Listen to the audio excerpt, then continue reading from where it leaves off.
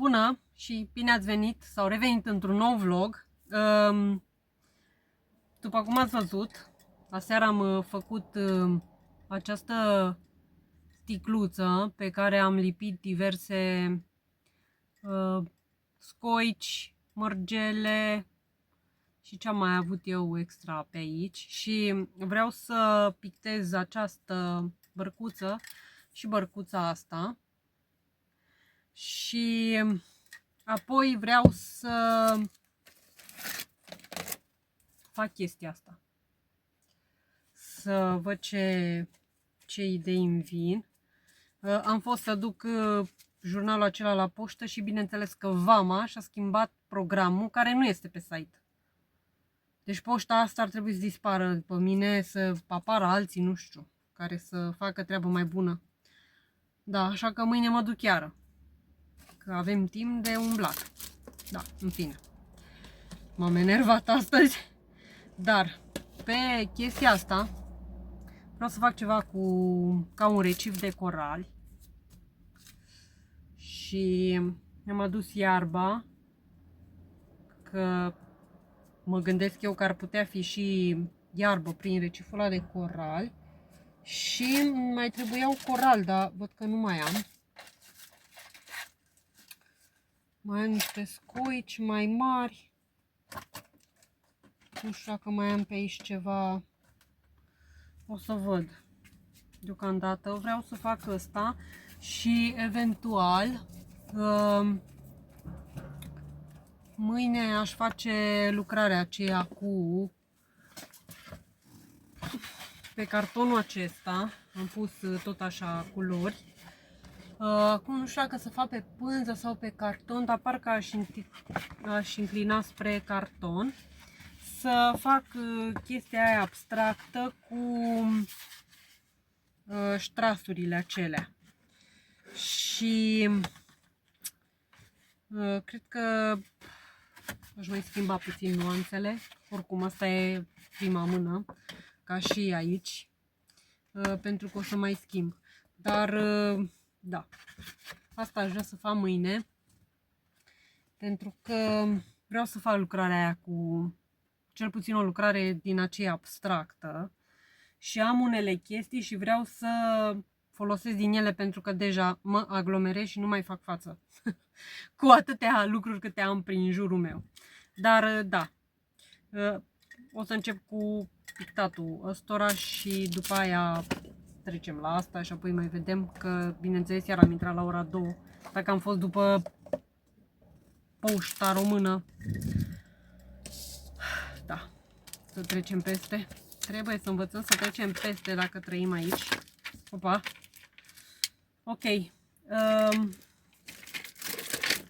O să încep să pictez chestia asta cu alb și roșu.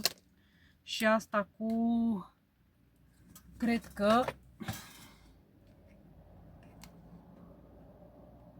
umbră arsă.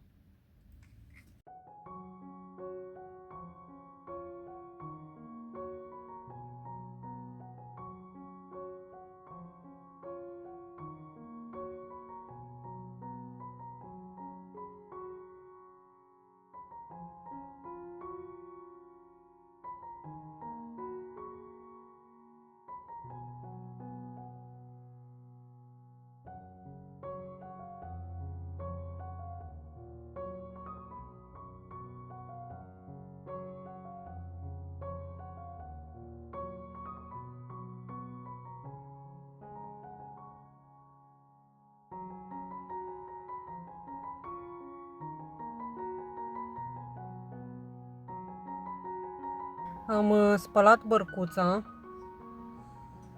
și așa arată. Acum o să o las să se usuce și o să o las aici în atelier că deja sunt 35 de grade. Am spălat și marinarul acesta. Încă nu știu ce o să fac cu ele. Peștii aceștia i-am spălat și cred că o să-i folosesc pe aici, pe undeva, și scoica aceasta mare. Cu asta nu știu dacă o să o folosesc acum, dar tot spălând Am spălat tot. Așa că o să le las să se usuce și o să văd ce mai fac în continuare.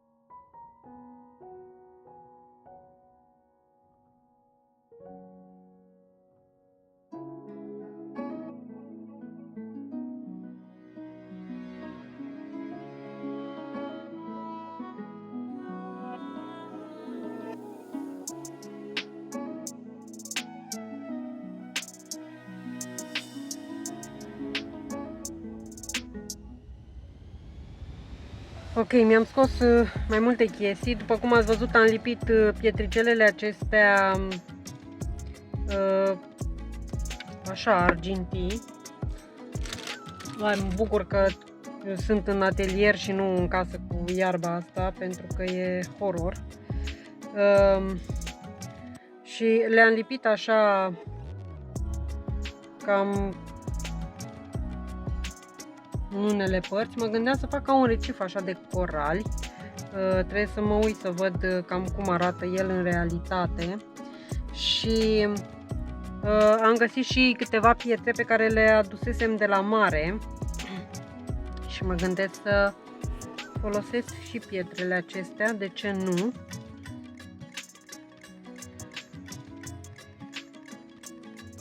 Cred că așa le și pun. Și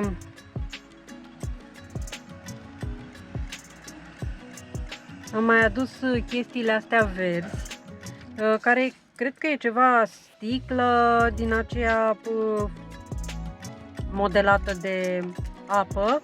Scoici, mi-am scos chestiile astea, o să văd cât folosesc din ele. Și am peștișori, aceștia pe care i-am spălat. Mai am și delfinul acesta, deși nu cred că îl voi folosi delfinul, dar o să văd. Deocamdată nu știu ce să...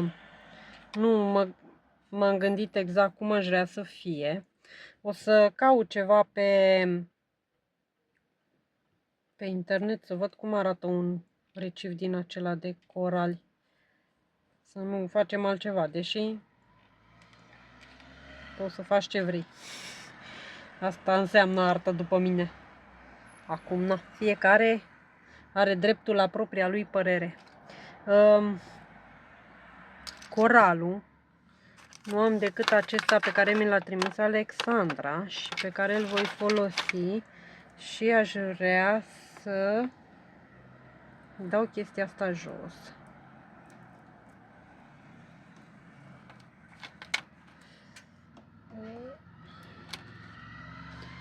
Și să-l pun în centru, așa. Da, mă gândeam să fac în afară, dar cred că până la urmă o să fac așa pe verticală.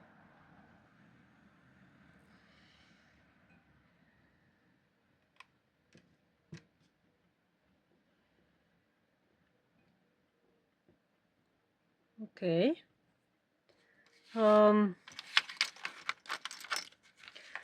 Chestia asta nu o să o pun pentru că oricum am foarte multe scoici din acestea și sincer aș vrea să le folosesc. Că sunt foarte multe. Am deja, nici nu știam că am cumpărat atâtea. Mă așteptam să nu mai am foarte multe, dar se pare că am luat iar o mulțime de scoici.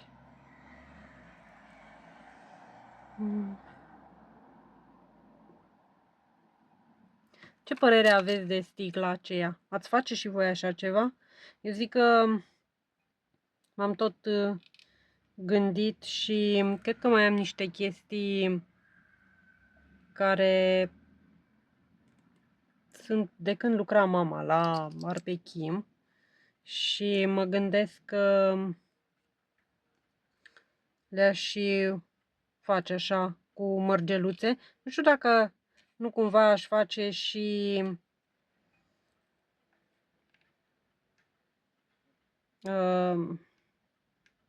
stați că am un dam de memorie. Dacă nu aș colora, cumva să las cum este sticla și să pun doar mărgelele. M-ar tenta să fac și așa. Oh, priviți chestia asta ce faină e.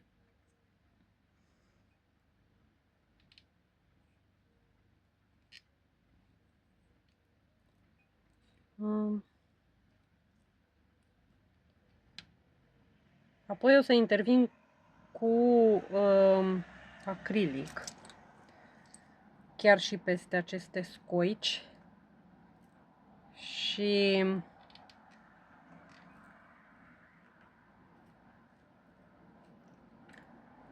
o să văd ce culoare le dau.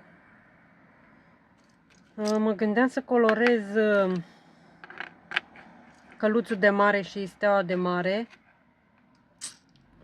Și aș pune aici așa, dar nu știu dacă să le colorez.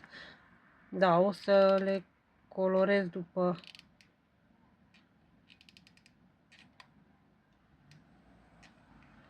Dacă aveți copilași, sincer vă încurajez să faceți chestiile astea cu ei. Cred că le vor plăcea foarte mult. Ok, căluțul de mare. Îl punem aici.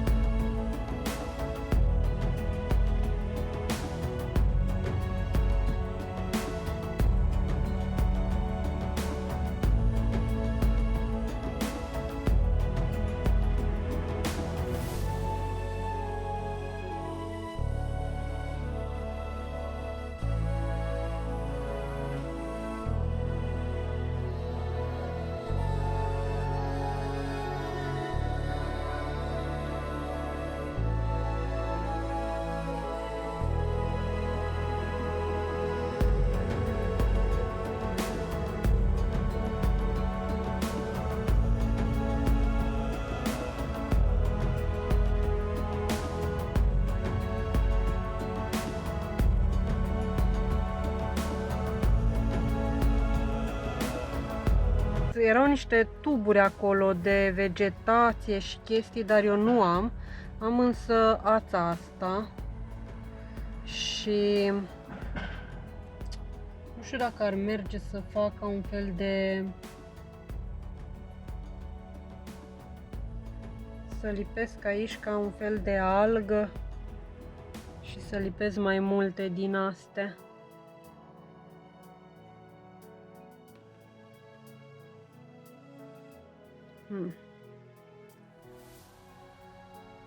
O să tai bucățele mai micuțe, mai mari, mai așa și o să văd dacă le folosesc, dacă nu, oricum o să le folosesc pe alte lucrări sau în alte scopuri.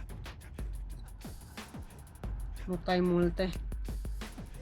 Ok, și am mai găsit tot așa niște chestii pe care le cumpărasem de la SH, astea sunt din lemn și mă gândesc să le pun tot așa pe aici. am văzut că erau niște chestii tubulare acolo, dar nu știu dacă astea oferă, dau impresia aia de tubulatură. Aș putea să încerc să lipesc. Cred că o să lipesc și așa în sus. Și mai pun una, să pun una așa, nu. Cred că le lipesc toate așa și eventual o să le pictez, pentru că acum la final vreau să pictez chestiile astea.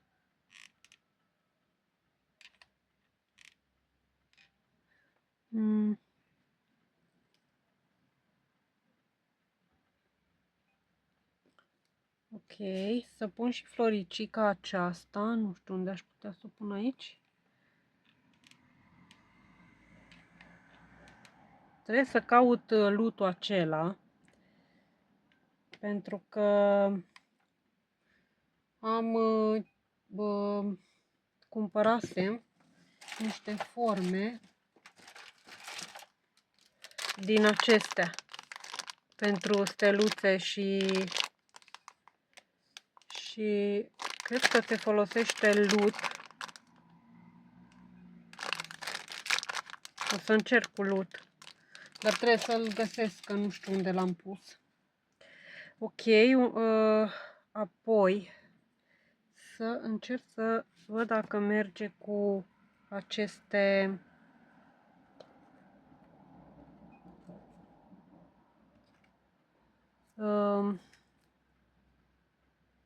chestii. Nu știu cum le-aș putea pune.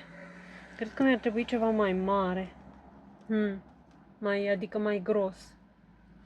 Mă gândisem să pun și dantelă, dar deja cred că e prea mult. Așa că o să las așa. O să încerc să lipesc chestiile astea.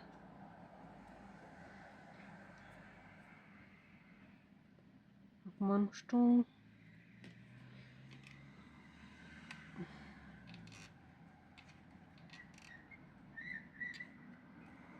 Deocamdată le pun aici. Așa. Ia. M-am lipit eu în loc să lipească astea.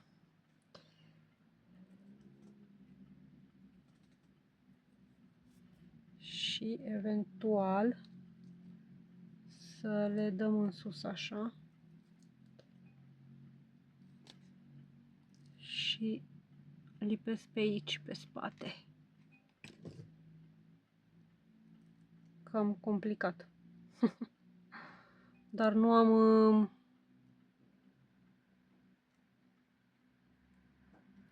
Nu am nimic tubular, așa, nu știu ce... aș putea să folosesc. Așa că trebuie să folosesc ce am. Ce mă disperă chestiile astea.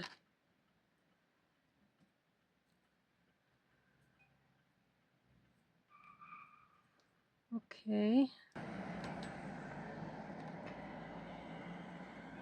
Ia să vedem, la astea facem treabă mai bună. Le-aș băga aici. Ok.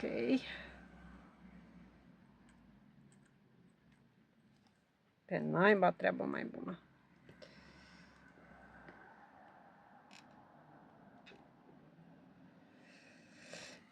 Ai.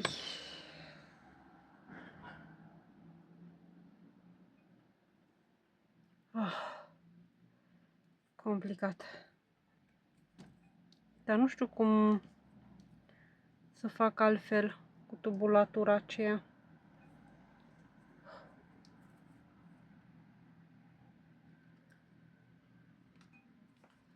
Cred că să încerc și așa.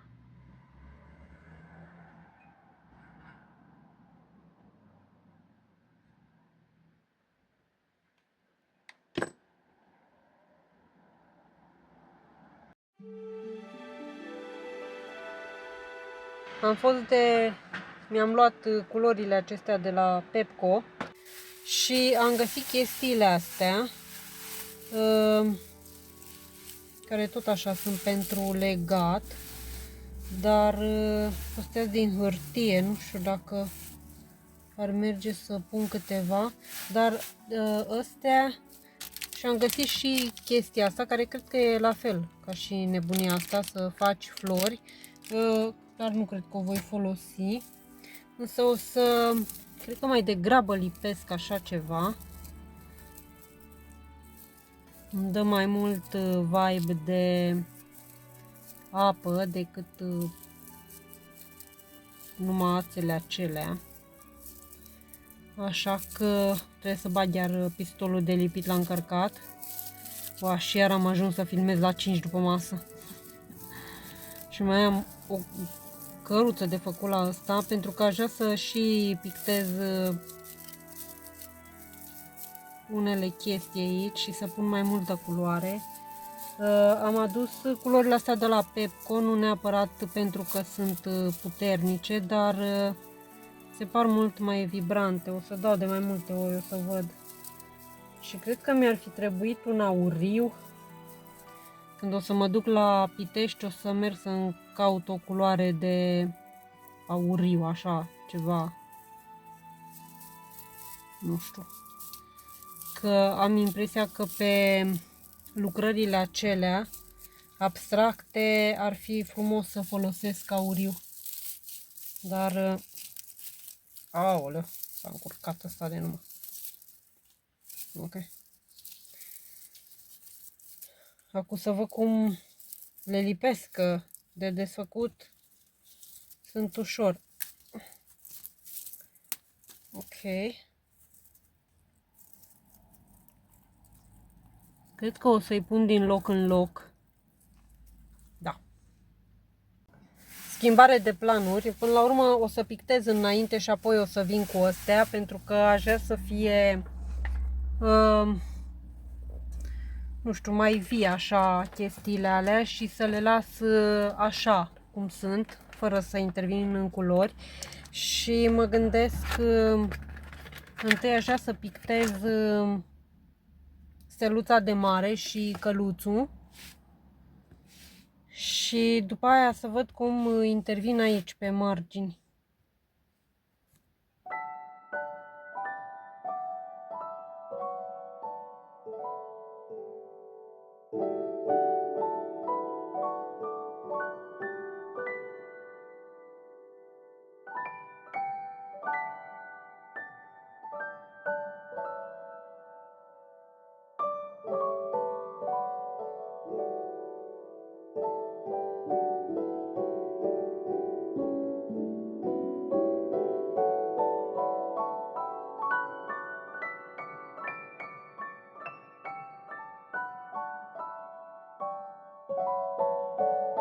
Aș vrea să îi dau la chestia asta puțin adâncime, pentru că mi se pare foarte plat albastru acesta. Așa că o să iau din șervețelele acestea pe care le-am desfăcut, acelea cu panda pentru jurnale și cu păsări și cu toate cele, și o să folosesc partea aceasta albă și o să o lipesc cu lipici, așa, pentru că aș vrea să fie și puțin tare, puțin texturat. Eu o să vă las imaginile să vedeți ce am găsit pe Pinterest și ceea ce m-a inspirat, și cred că e cea mai bună idee, așa cum am văzut acolo, că e destul de texturat. Și o să rup șervețelele acestea în bucățele foarte mici, pentru că deja am lipit chestiile astea. Cred că ar fi trebuit să fac ce am făcut aici, să fac peste tot. Oricum acum nu se mai vede, dar o să vedem ce iese. Și o să rup hârtiuțele acestea și să vedem dacă reușim. Și pe deasupra, după ce se usucă, o să intervin cu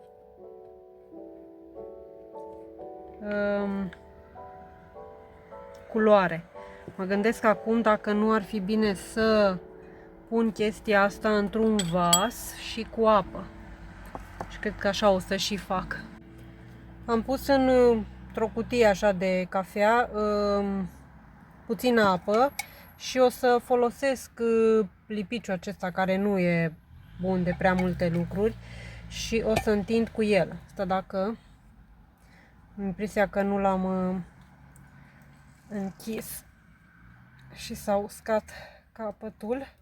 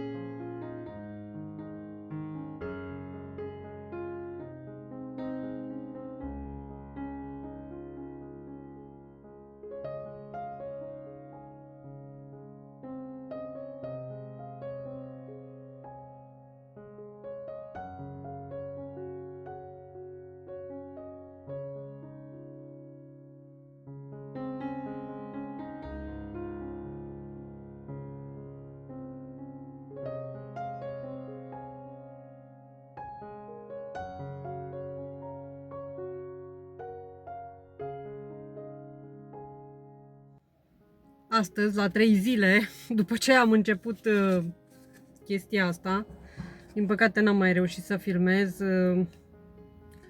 au intervenit alte chestii, dar mâine o să plec la Pitești și așa că vreau să termin această lucrare.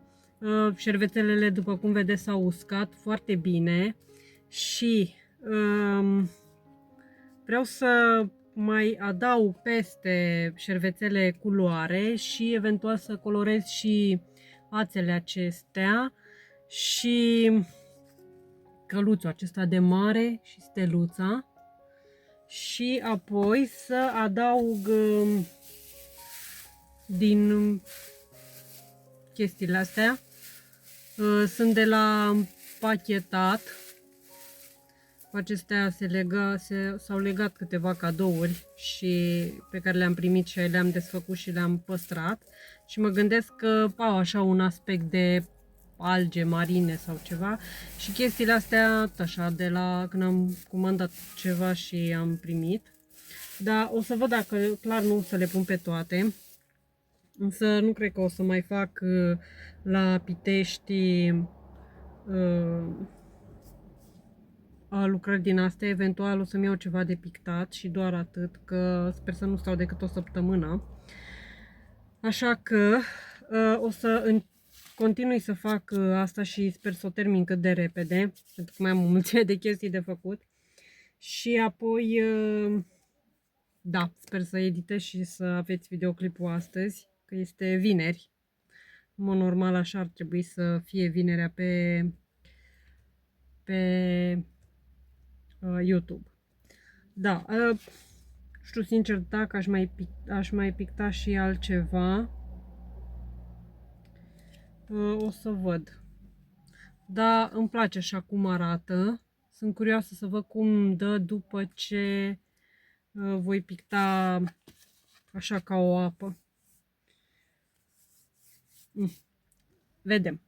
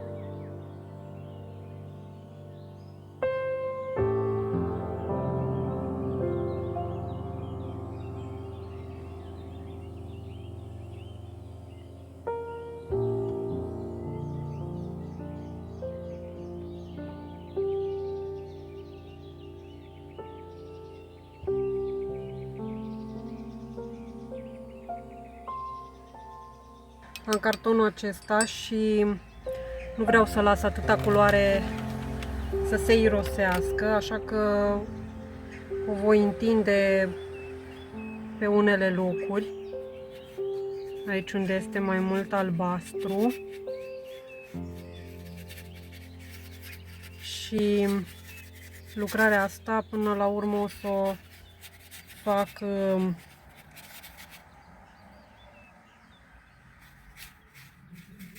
abstractă, așa cum am vrut.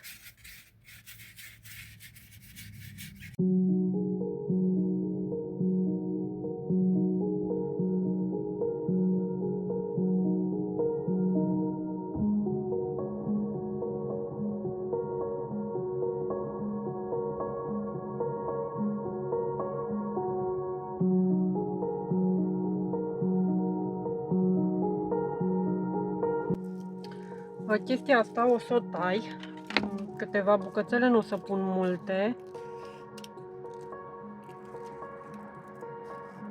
dar îmi place cum e așa întoarsă și răsucită.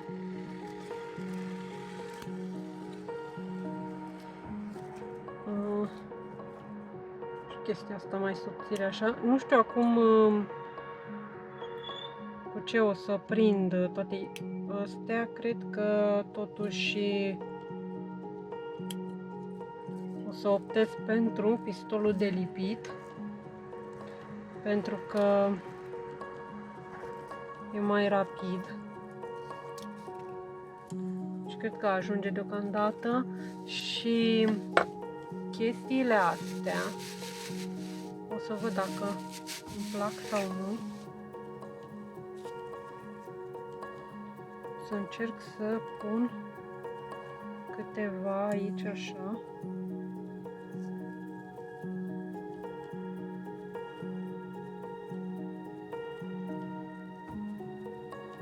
Nu știu dacă îmi place.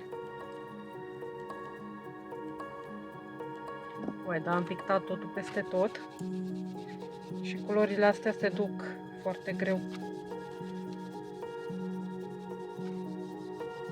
Unele rămân definitiv.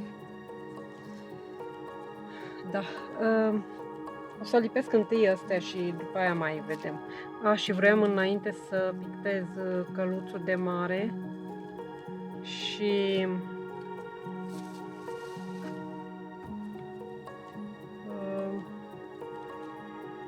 această steluță de mare. Steluța de mare nu mai știu cu ce am făcut-o, că cu roșu.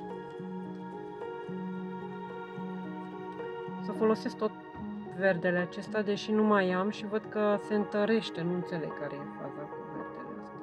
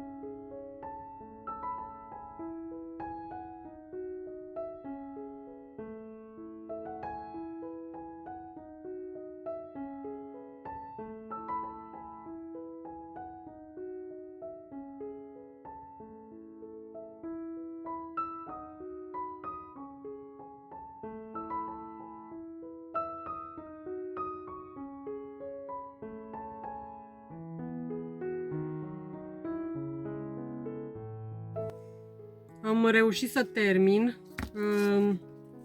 Așa arată. Nu-i mai pun nimic pentru că apoi va fi foarte încărcat. Vedeți că nu mai e lumină. Parcă a început să se întunece din ce în ce mai devreme. O să vă las la final un videoclip cu această, să o vedeți mai în detaliu, pentru că nu prea se vede. Dar îmi place mult cum a ieșit și faptul că am pus culorile acestea în straturi, am impresia că unește mai mult toată chestia asta. Este destul de încărcat, dar am vrut să fie așa pentru că să dea impresia aceea de recif. Îmi pare rău că, păcat că nu se vede atât de bine, că e așa multicolor. Mă gândesc să îi găsesc o ramă și să și înrămez. Nu o să aibă sticlă, dar poate o să văd cum o să fac. Pentru că asta e praful ăla. Faptul că se pune praf pe ele, asta mă enervează cel mai mult. Nu suport. Da, dar așa arată. Sper că v-a plăcut procesul și v-a inspirat. Dacă faceți chestii din astea, să îmi dați un text, să văd și eu ce faceți. Și mă bucur că în sfârșit am reușit să am început să folosesc chestiile astea. Nici nu o să mai cumpăr pentru că deja am foarte multe. Și următoarea lucrare cu astfel de scoici și așa o să fie aceea, să văd dacă fac una sau două din acele abstracte în care o să pun și scoici, dar și mărgele. Da, îmi place mult cum a ieșit și după cum ați văzut am colorat și la sticluță, vai că nu se mai vede deloc, bărcuțele și arată așa. Sincer nu mă așteptam să iasă atât de bine toate chestiile astea, dar mă bucur că am hotărât să le fac. Am vrut să le fac de anul trecut, dar s-a dus timpul. Așa că, da, aici mă opresc, pentru că deja se și întunecă, lumina nu mai este bună. Dar o să văd ce mai fac la Pitești, nu știu dacă apuc să filmez ceva, că știți când ajung acolo s-a terminat cu, cu toată creația artistică. Dacă v-a plăcut videoclipul, dați un like, un subscribe la canal. Pe voi nu vă costă nimic, iar pe mine mă ajută foarte mult.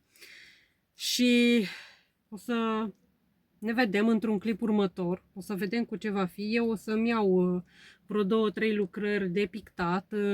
Aș vrea să fac acelea cu panda pentru carte. N-am mai apucat să fac nimic nici la carte, nici la nimic. Asta este. Dar da, o să ne vedem data viitoare și vedem ce mai facem și atunci. Să aveți un weekend prelungit frumos și pe data viitoare.